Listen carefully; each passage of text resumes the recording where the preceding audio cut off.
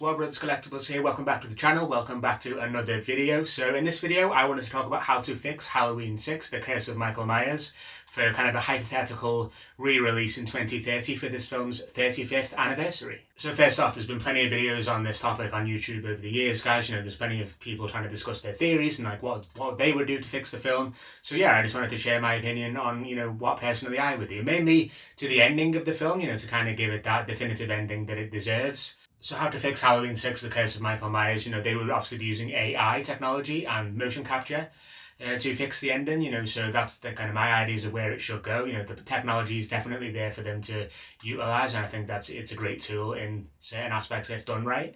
But mainly for me, it's mainly just fixing the ending of the film, as I say, giving it that definitive ending that it deserves. So I would, in terms of the overall film, I would keep the producer's cut, you know, just keep the producer's cut the way it is, but add those theatrical additions like the neck break of the truck driver, you know, that was a nice little touch.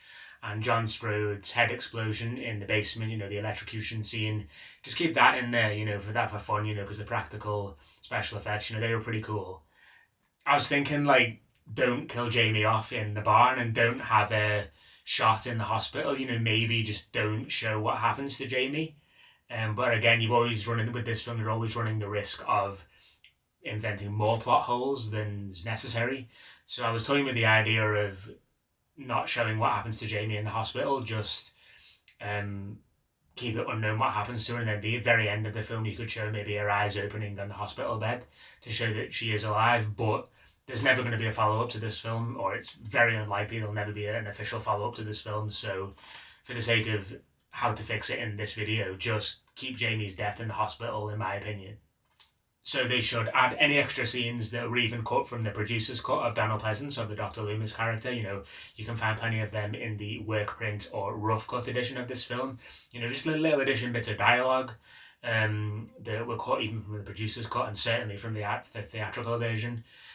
Any more Donald Pleasence footage, you know, is always welcome in my opinion, you know, because he's such a great character. You know, he's probably my favourite character in the Halloween series. So any more footage of Donald Pleasence that exists, you know, just whack that in the film, you know, for even more of a tribute. And, you know, it's always great for the fans to see more footage of Dr Loomis. So I would keep the whole cult ending of the film, you know, as I say, keep the producer's cut the way it is. But maybe show Dr Wynn escaping, you know, when Tommy rescues Kara from being killed, and then they get the baby and Danny, and they start to run out the chamber and they're being chased by Michael Myers. Maybe have a shot of Dr Wynn escaping, you know, just to show kind of what happens to him, because I'm going to change the ending, obviously. So have Dr Wynn maybe leave the throne room, leave the ritual room, whatever you want to call it, and just to show that he could maybe return for a future sequel. But again, there's not going to be a follow-up, so... But I'd still leave that in. So have Dr Wynn just escaping, maybe with some of the other cult members. Scrap the rune ending about Michael being stopped by the power of the runes. I've just left some notes here about, so I'm going to keep looking at these notes. Scrap the original producer's cut rune ending. Don't have that. Show Tommy leading Kara Strode, Danny, and the baby into the lab room from the theatrical cut. But obviously you'd have to show Tommy getting rid of his thorn cult robes and just throw them off down the corridor or something. Again, you'd be using AI and motion capture at that point for that particular shot. I would keep the whole pipe ending personally, but just show more of that, the effects of that corrosive liquid that they inject in Michael, and show it's more effects of him on his body, like, because you don't really show too much of the effects in the theatrical cut. He just kind of like stumbles back like that and kind of twitches a little bit when the liquid gets injected into him, but just show more of that, maybe of internal bleeding, or, you know, his skin starts to melt or whatever, or just something within Michael starts to happen that's not right, and, you know, to maybe he's frying from the inside, his insides are being dissolved or something like that. Maybe like the ending of Jason Takes Manhattan when Jason gets killed by toxic waste. So just show something like that, and then have Tommy beat Michael down with the pipe. I'd still include that ending. Have Kara and Danny and the baby escape into the elevator with Dr Loomis. I would still have Dr Loomis knocked out in Wynn's office, by the way. Keep that all the same. So have them escape with Dr Loomis and wait outside for Tommy. Tommy leaves. So he beats Michael with the pipe, and then you have Michael laying on the floor, and then have that dialogue of Dr Loomis going, "Tommy, where is he?" And then where Tommy would say, the power of the rune stopped him. Just say like, Michael's down, I think we've got him, I think we've stopped him. And then play it out where it's like, oh, where should we go now? As far away from Haddonfield as possible. You know, keep all that in. And then keep the scene where it's Dr. Loomis saying he has a little business to attend to. Follow him back into the lab, and this time you obviously have to use AI technology or motion capture with a double.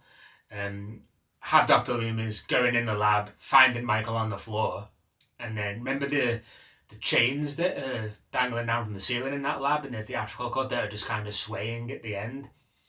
I would use those in this version because originally I believe they were meant to have Tommy hoist Michael up on the chains, and that's how Michael would die. So I'd bring that element back into it, but have Dr. Loomis do it.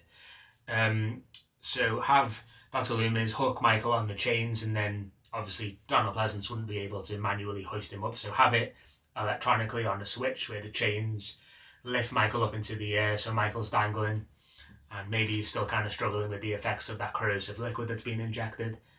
And then I would have Dr. Loomis inject a final syringe with the liquid right in Michael's heart, rip Michael's mask off. You still don't have to show Michael's face at this point. It can be shot from the back maybe.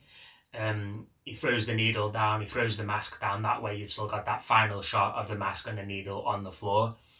And then I'd have Dr. Loomis pick up like a surgical knife and have him slit Michael's wrists and have him bleed out dangling and have all the blood draining out of Michael.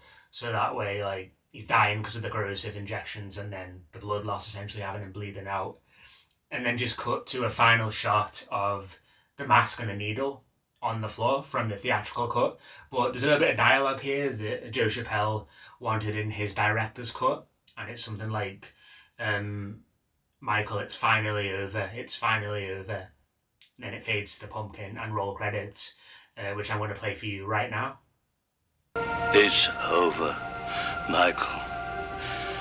It's finally over. So yeah, that's what I would do for the ending of Halloween 6. You know, mainly keep the entire film as it is, you know, just to avoid creating more plot holes and potential plotline struggles there, more problems. But yeah, just that ending. So yeah, have that definitive ending with Dr. Loomis and Michael Myers have that final face-to-face confrontation, because in the entire film, both cuts, Michael and Loomis never share a single scene together. So I think that would be nice to have the last shot of the film, them both in the same room, and have Dr. Loomis definitively finishing Michael off.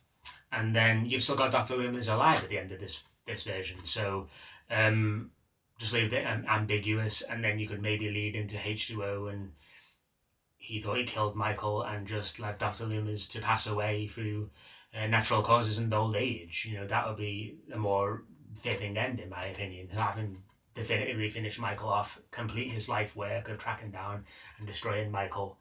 And so yeah, that is my ending for Halloween 6. So again guys, this is all hypothetical, this is like never going to happen. I just thought it'd be fun today to share what it would be like to maybe use AI and motion capture for a hypothetical 35th anniversary release in the year 2030. I thought that would be kind of fun. So that's going to be it for this video guys. If you do enjoy it, please give this video a thumbs up. I really do appreciate all your support. Please consider subscribing to my channel. You know, I've got plenty more content on the way. This is just me doing what I love to do, discussing movies, and thank you so much for coming along for the ride. Thanks very much for watching guys, and I will see you very soon. Take care.